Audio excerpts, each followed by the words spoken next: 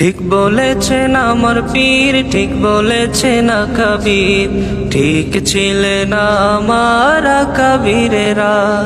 ঠিক বলেছেন আমার পীর, ঠিক বলেছেন কবির, ঠিক বলেছেন আমার বাপ দাদারা।